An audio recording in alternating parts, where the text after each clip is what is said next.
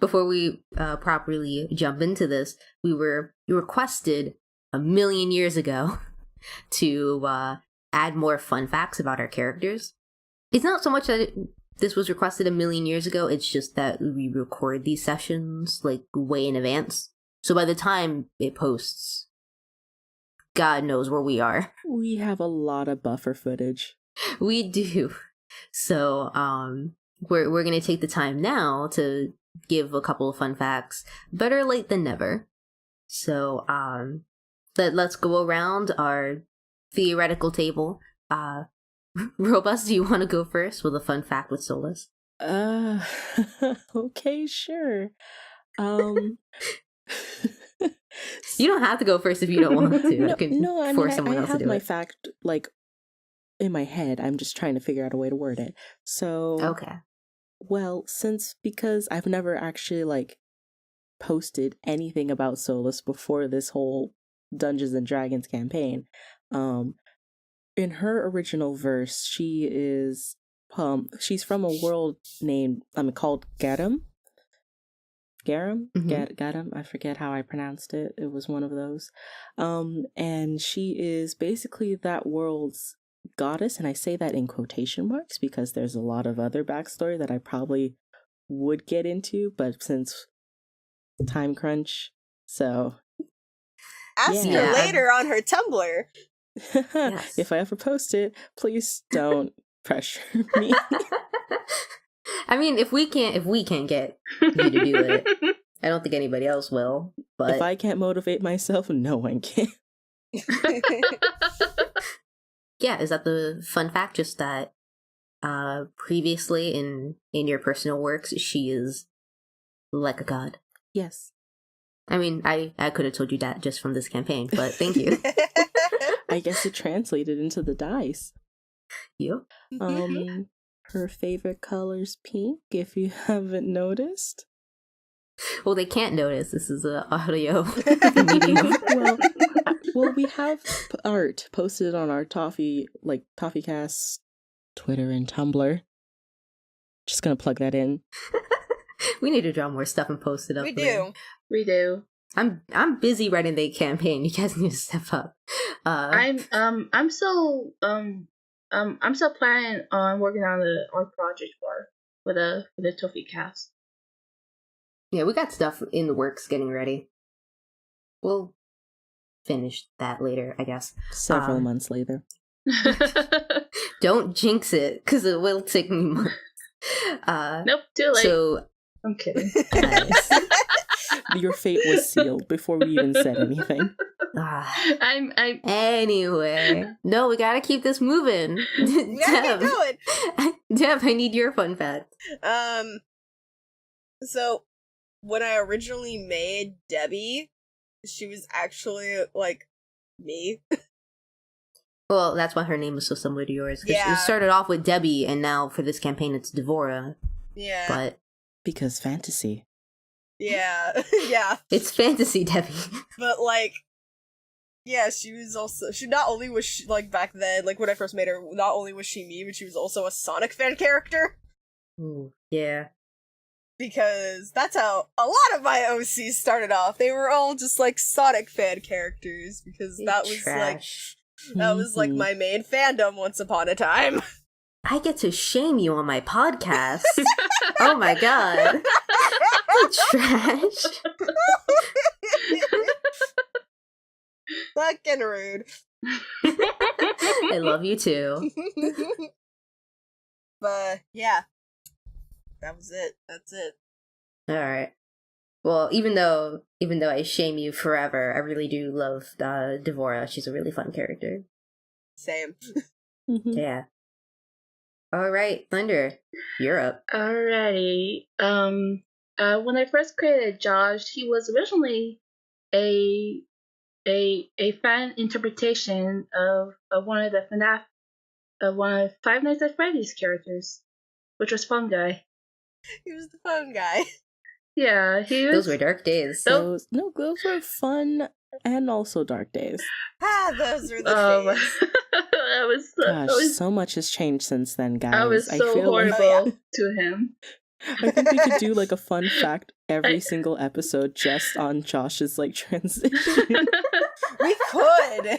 We actually could. We can easily archive all of his changes from then till now. Yeah. We can make that a podcast. But I know in the early episode we mentioned that he was the tallest characters out of the group. I will clarify that he is 6'3" tall. He's a fucking giant. He's becoming unreasonably tall, in my opinion. Unreasonably tall with an unreasonable amount of hair. he has You only such need fluffy one! hair. He has such fluffy hair. And my last fun fact is that he's allergic to dogs. Shadowstalker's fine. Yeah, I feel like adding a wolf might have been a questionable life decision, but this is where we are now. So that is the end of my fun facts. So many good fun facts, guys. I love it. Chad, it's your turn for a fun fact with Phoenix. Oh, that's right. He's not really a player. He's technically an NPC, but He's sure. still your character, and he's still a member of our group. Yeah. Thank you for adding me and him into the collective. I didn't prepare a fun fact. Just say what he was originally made I was- for, like we all did. I figured I might as well. But Phoenix also started off as a Five Nights at Freddy's character. I very much liked the whole phone guy could also be purple guy, aka the killer kind of theory that was going around for a while. And, back with the first couple of games where that could have made sense, when anything could have made sense back in those games. Thanks, Scott. But as we know with Five Nights at Freddy's, like, the story... This is not the outline is rant about non-existent. Five Nights at Freddy's podcast. But yeah, so I very much liked this theory of phone guy and the killer being essentially the same person. So I created Phoenix off of that concept. And he hasn't done that much dramatic change since then. I mean, he the doesn't murderous murder tendencies people. have the murderous tendencies doesn't has murder gone children. significantly down. He doesn't murder That's children. accurate. He does not murder children. So getting better, I guess. One step at a time. Only thing worse than a murderer is a child, am I right? But No.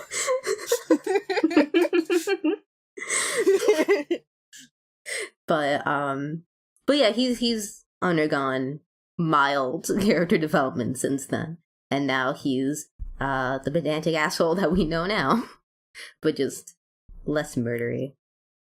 And I guess that's it for my fun fact, and that's it for everybody's fun facts. Let's get started. All right.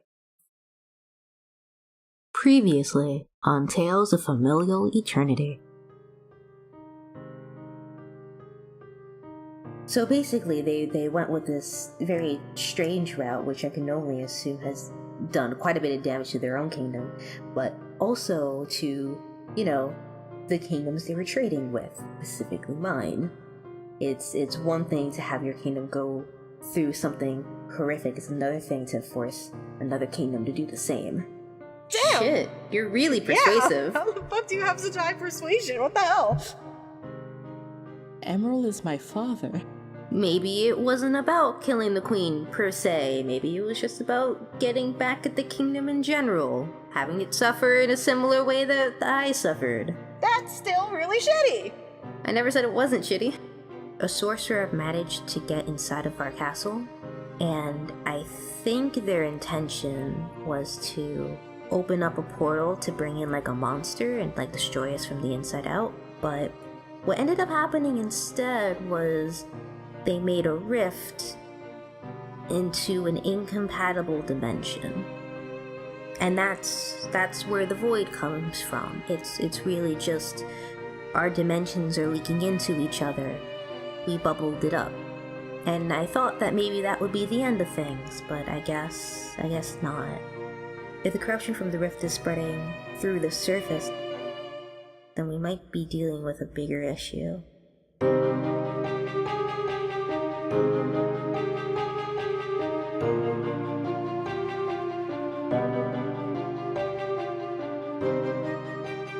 Regina just finished telling you about the rift that's created the void, and the void was the thing that spawned this plague. And she has brought up concerns that this plague might spread across the surface, and that might be a really big issue. Do you guys have any thoughts, comments, opinions, questions? Have you figured out a way to keep this from closing besides sealing it in the bubble? Well, I mean, that's a tricky question. We have a way. There is a ritual that we can do to close it, but it's very dangerous. And I mean, it's just that it's very dangerous, and we haven't considered it as a possibility because of how dangerous it is. And Maxwell kind of speaks up to this. Our queen would be the only one who can pull off such a ritual, and it would require going into the void. What if I do it? Josh, I don't think you would be able to do it. I mean, it could be worth a shot. No, it would have to be me. Is this like only royalty can perform this ritual, or this is very specifically you have to do it? It's very specifically me. Is there any reasoning behind that? There is a reason, but I think it would compromise my safety if I talked about it. How so? I trust Josh, and by extension, I trust all of you, but, if this information gets out, it can be very bad. None of us will mention it outside of this room. Mm-hmm. We won't, we're not going to tell anyone about this. I mean, your secret is safe with us. I guess the thing is, when the rift was first formed, it was actually kind of opened over my baby crib. Oh my god. And I kind of got like a little bit of a brush with it. So I'm kind of the rift to a small extent. And the ritual would require that someone like me actually perform it. So, I feel like if that information got out, my people's willingness to trust me might go down a little. Because then, I'm kind of a part of the thing that messed everything up, so... But that wasn't your fault, I mean, I know I wasn't. I was just a baby, but sometimes the feelings of the people don't adhere to logic. That's true. What if we escorted you to where you needed to be in the void? And Maxwell speaks up, No, that would be out of the question. I cannot allow our queen to go into the void like that. And Regina's like, well, it might be a good idea, actually. And Maxwell's face, completely turns white. I mean, if any harm comes to her way, me and my team will be able to protect her. Even though this plan is really risky. I don't know. I do not feel comfortable with this plan. I know you don't, but it might be the only way. Unless we can find an alternative. The thing is, if this spreads across the surface, we can probably make another containment shield around Neverwinter, but we would have to use a lot of resources in order to keep that area safe. And if there's a plague out there, if there's a poison that came from, then it's gonna start sprouting out in other towns, and we won't be able to conceal that away. And if it gets to the whole surface, that's gonna be a whole other ball game. I think we're gonna have to try to close this rift. And I know that makes you feel very uncomfortable, Maxwell, but we're going to have to do this anyway. We always knew this might be a possibility, as much as we didn't like to talk about it. I guess that day just came a lot sooner than we thought it would. Okay, I guess we're gonna do this then. So, before we can actually get this ritual started, we're going to need a couple of materials. Okay. We're actually mostly just going to require some crystals, but they're very specific crystals and they come from quite a number of locations. I hope I won't be asking too much of you if, you can go and get that for us. Yeah, none at all. We can get them for you. Okay, so some of the crystals are located actually within this kingdom. There's a place called Silvery Moon. You would have to travel there for some of the crystals. And there's also some crystals up on the surface, over in the peaks of Stormhorns, actually. Oops. And lastly, there's a couple of crystals that can be found over at the Spider Hauntwoods. The Spider Hauntwoods? Mm-hmm. If you can gather up those crystals and bring it back here, I think we'll be able to pull off the ritual. I mean, I think I would be asking too much of you to just leave now to go and to fetch those things for me. So you can stay a few nights to recover and then take off on your adventure. But those items would be necessary for this ritual. All right. You guys are all good with that? Yeah. Okay. Well, Maxwell, can you do me a favor and find a couple of rooms for our new friends to stay at? And Maxwell still looks very uncomfortable, but he just nods. Sure thing, Your Highness. And he gestures you guys to follow him, and he gets you guys your own rooms. Woo! However, because of the sudden influx of sick guests, the castle has found itself a little short on rooms, and as a result, your parties has been kindly asked to share 2 of those rooms. That's fine. Yeah. Minor inconveniences such as this will become a common occurrence throughout your stay here, unfortunately. Cool. Things like having to the head chef having to apologize for like limited food selections. There are people that clean up your rooms whenever you guys leave for like long enough periods of time. However, there's always something a little bit off. Like one of your rooms will get like a towel animal, but the other room doesn't for some reason. Some things aren't as completely cleaned as they should be. Items that you ask for take an absurdly long time to be brought to your rooms, things like that. Much of the staff here is like incredibly busy. So while there's guards practically everywhere, many of the staff can be seen walking through the hallways. Unfortunately, not many of them are available to answer questions or provide any sort of assistance. So there's a lot going on, what with all of the sick guests, and the castle is a little bit of a mess currently. Okay. So about 2 days into your stay at the castle, Phoenix asks if he can talk to Solis privately for a moment. Oh, all right. Yeah, so you guys walk over to the side, somewhere kind of out of the way in this very long hallway. Before Phoenix starts, he kind of just takes a deep breath. I really don't want to linger on this conversation for any longer than I have to. Look, I know I didn't come from a well-known family like yours, but I do know what it's like to be raised by a parent like your dad, by someone who makes everybody miserable but claims to be the sole thing keeping everyone afloat. Parents like your dad and my mom are shit, and it's, in my humble opinion, if you ask me, that kids with shitty parents, we kind of have to stick together. So, yeah. Oh, may I ask about your mother? Yeah, sure. What did she do? A lot.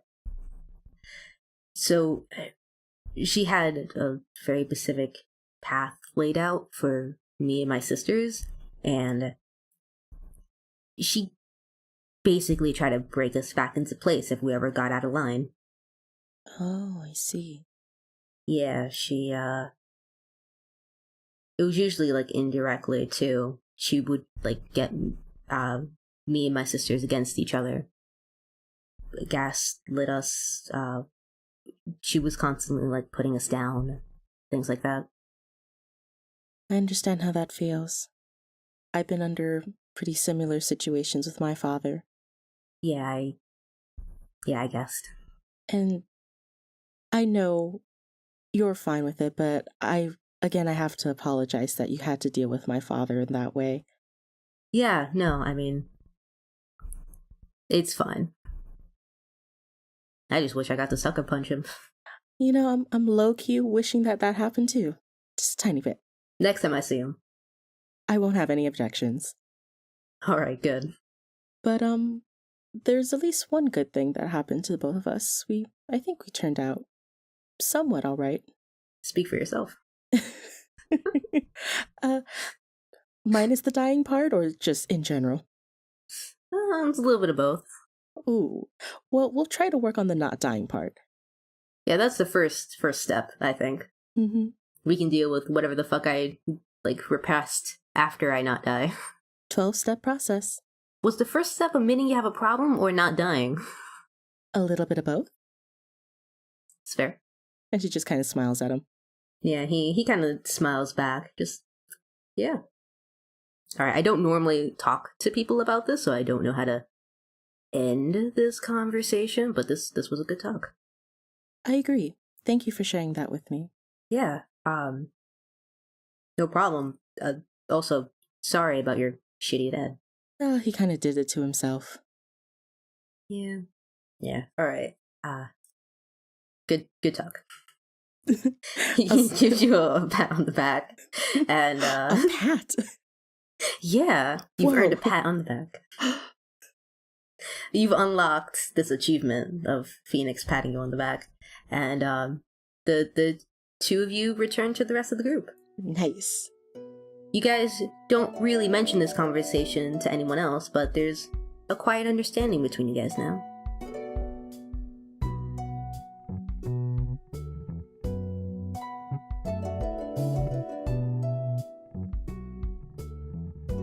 Hello, it's your local internet cryptic Cheyenne, here to welcome you to another commercial break. I think I speak for all of us when I say that we can use a break from this intense episode. I mean, how many doggos were pet in this episode? Way too many. Or way too few. I don't know. We need to find a good petting dog ratio in this podcast. That's all I know for sure. In the meantime, while we're dealing with the doggo situation, please allow me to direct you towards Stage Right, where I keep all of the self-promotion for this podcast. If you're interested in additional content for this podcast, as well as information on upcoming episodes, I would recommend following us at TofeCast, that's TofeCast, on Twitter and Tumblr. If you would like to help support us financially, I would recommend checking out our Patreon page. All the money that we get from Patreon will be used to get better equipment, to put our podcast on proper podcasting websites, as well as to make special episodes and to generally improve the podcast.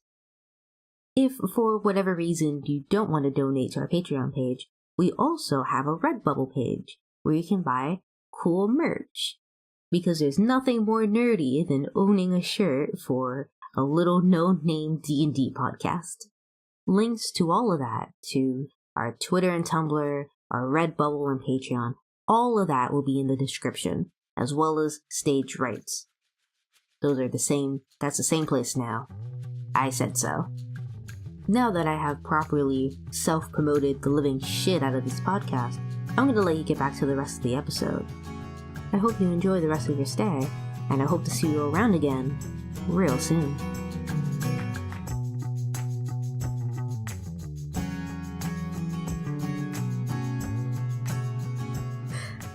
Alright, so the next day, you, Devora, you're roaming the halls.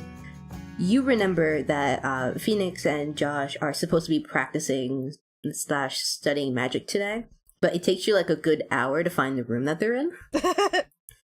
They're not in any of the studies, but they're instead in an indoor tennis court.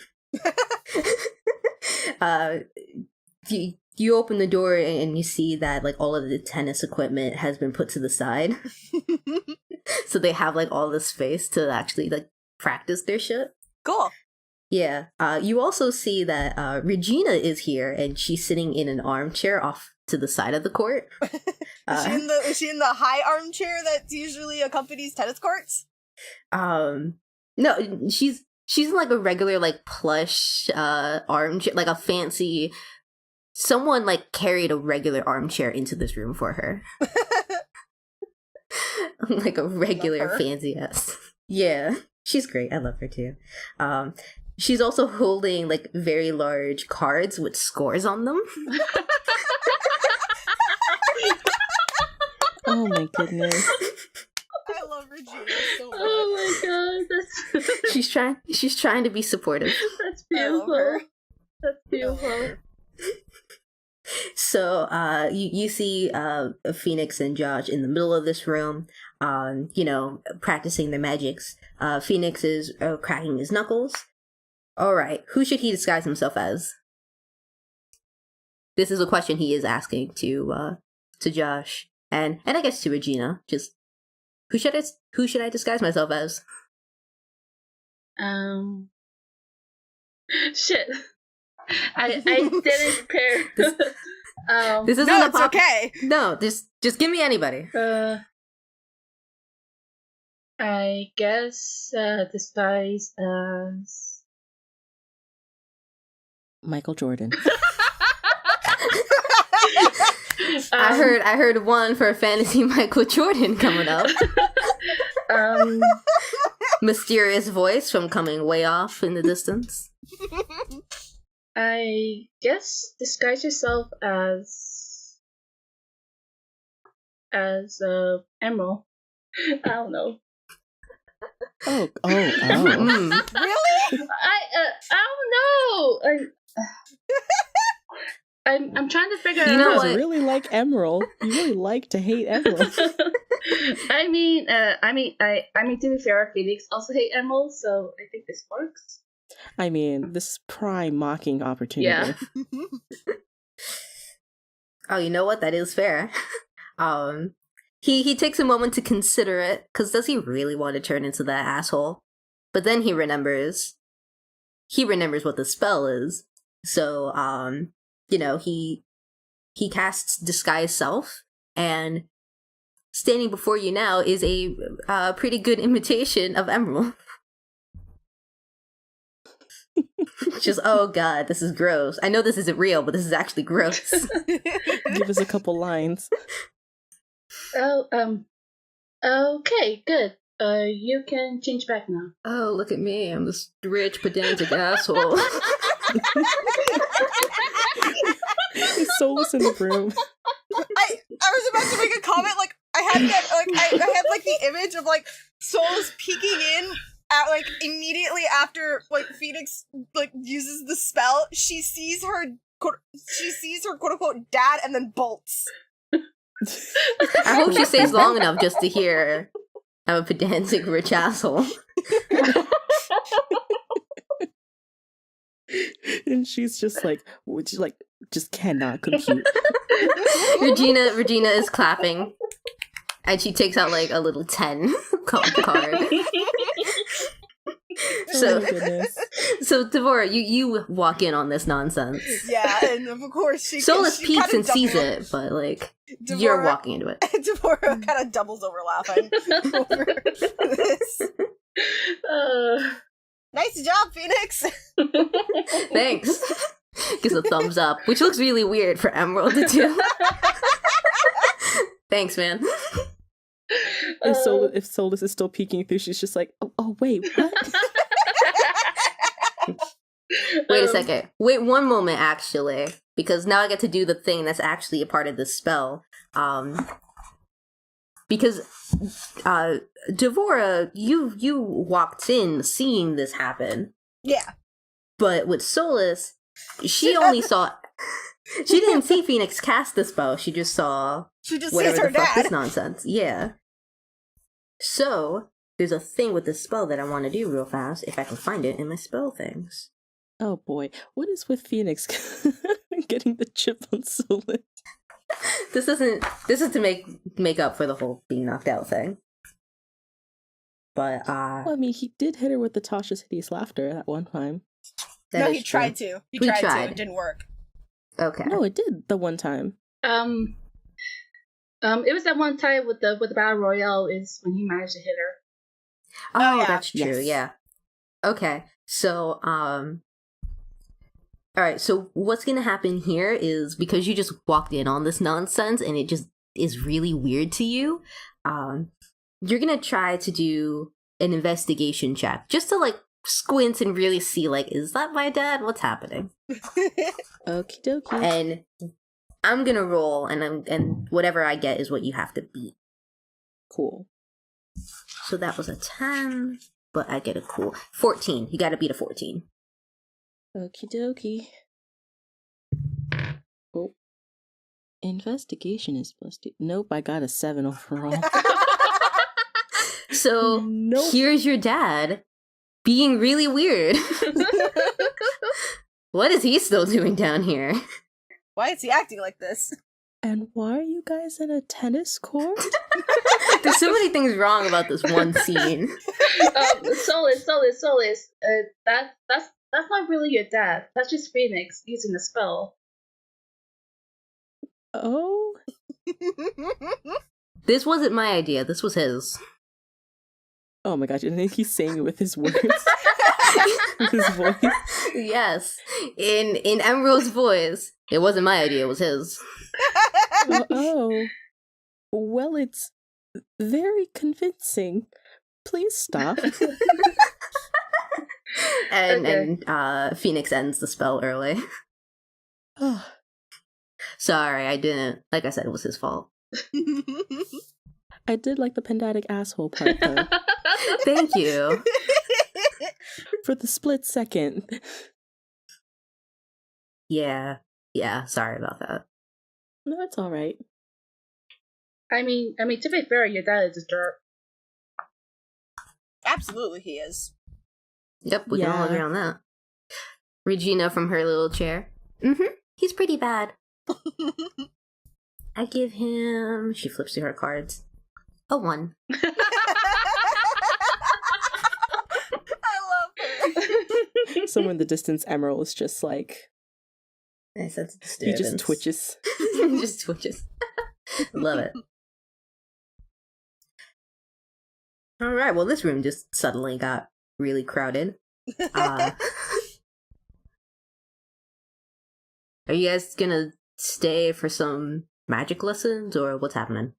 I am. Really? Yeah, I was actually looking around for Josh to ask him if he could teach me some more magic.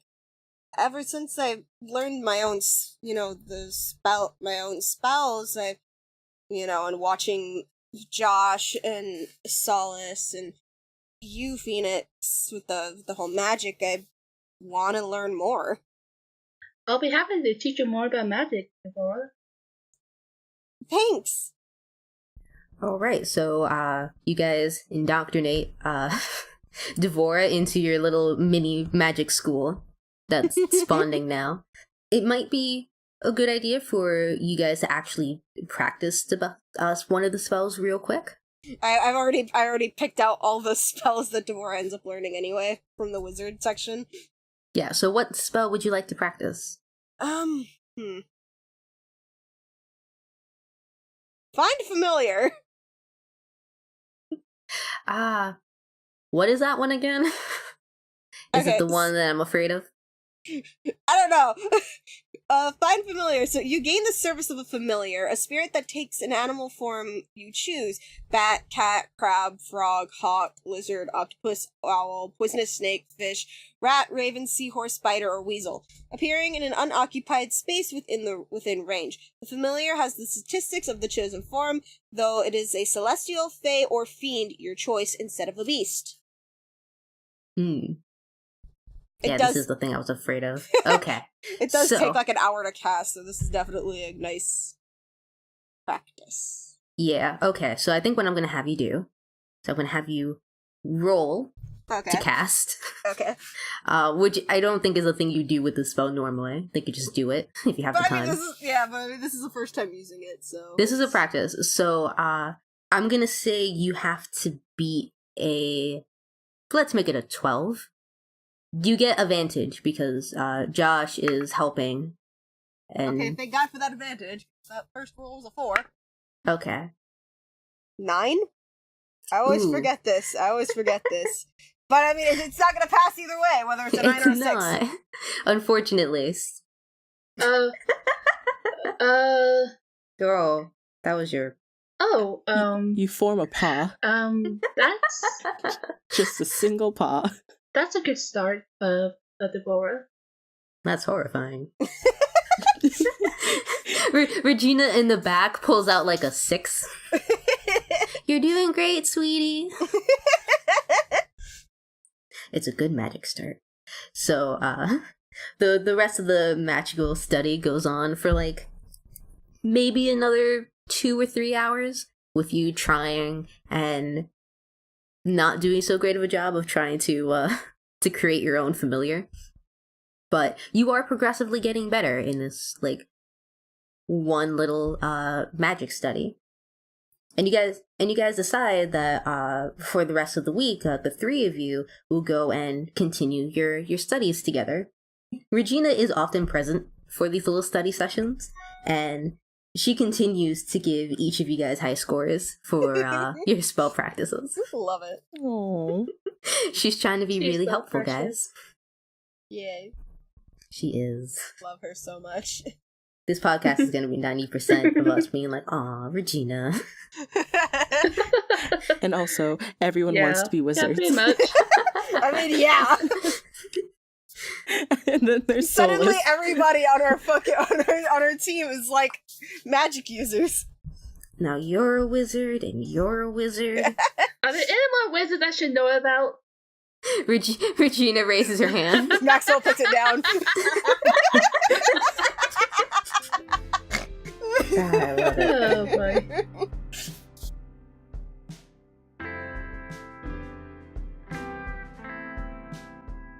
About 2 days later, Josh, you've been spending a lot of today within one of the shared rooms. It's been a bit of a lazy day, and you've been relaxing here for a while. Phoenix is also in this room with you. He's mostly keeping to himself, though. He's sitting in one of the chairs and is, like, carving something out of a small block of wood. My question is, what has Josh been doing for the last hour or so? He's been also keeping to himself and just casually studying his spell book. Okay. So, yeah, you've been sitting here doing a little bit of studying. He's a wizard. You study a What do you lot, expect? you nerd.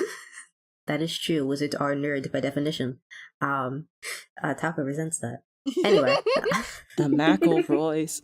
I will fight you. I'll fight all of them. Bring Justin at me. I'll fight him too. But I will say that he's been really thinking a lot about the new information about him and Regina, and he has so many questions in his head. Okay. Is he just gonna like sit here and just like Yeah. he's supposed to be reading, but he's really just like thinking about this so much that he can't really read? Yeah, he can't really focus on studying because a lot of questions have been popping through his head, and for the life of him, he can't answer them. Yeah, that's fair. I imagine that like even though Josh hasn't been reading, not really, he's kind of been absentmindedly flipping the pages, and by the end of this hour, Josh realizes that he's flipped all the way to the back of his wizard book. Yeah. Like there's just no more pages to flip anymore. He can't even read this part of the book because it's like too advanced for him at this point, but like it doesn't matter because he flipped all the way to the end. Now might be a good time to put this book down because you're not at this point it's useless to you. Yeah. Once he knows that he's got to the end and he can't flip any more pages, he does close his book and he puts it back in his bag.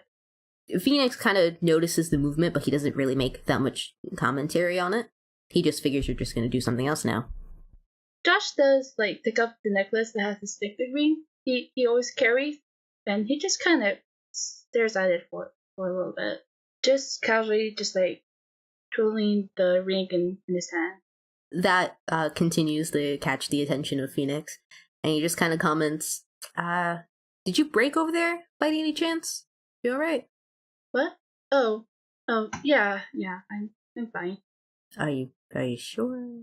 Just, honestly, I'm kind of not. I mean, I just have so many questions in my head that I can't really focus on anything, you know? Well, I mean, if you have any, you can probably ask somebody around. I mean, there's tons of people here. I'm sure they can point you in the right direction for whatever it is you need to know. Yeah, I know, but do you remember at the party where I was talking to Regina and all of a sudden she, she ran out of the room? Yes, it was actually a hilarious sight. Do you see how small she was trying to like pull you along?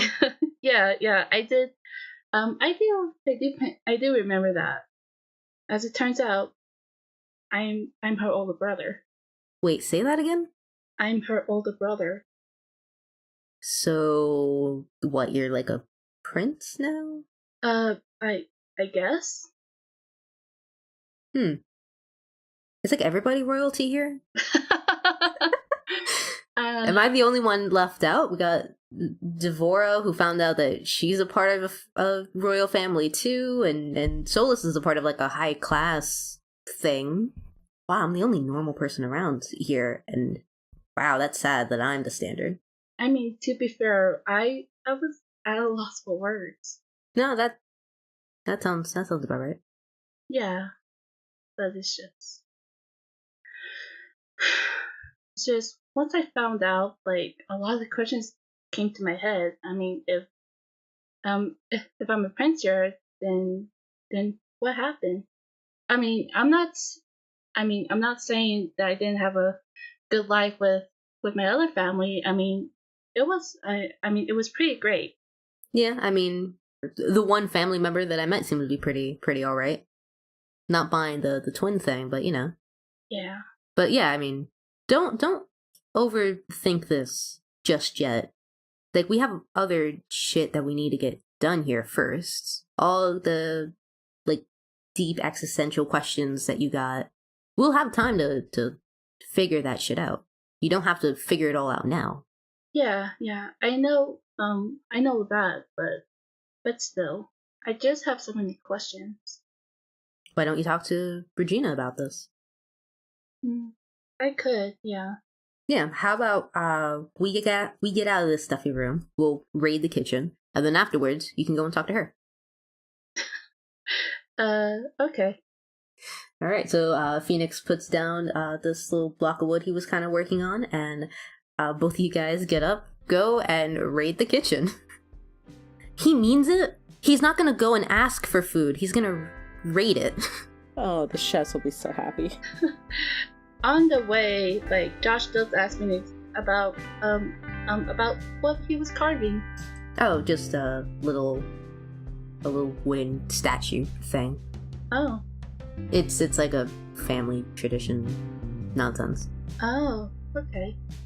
And away to the kitchen they go.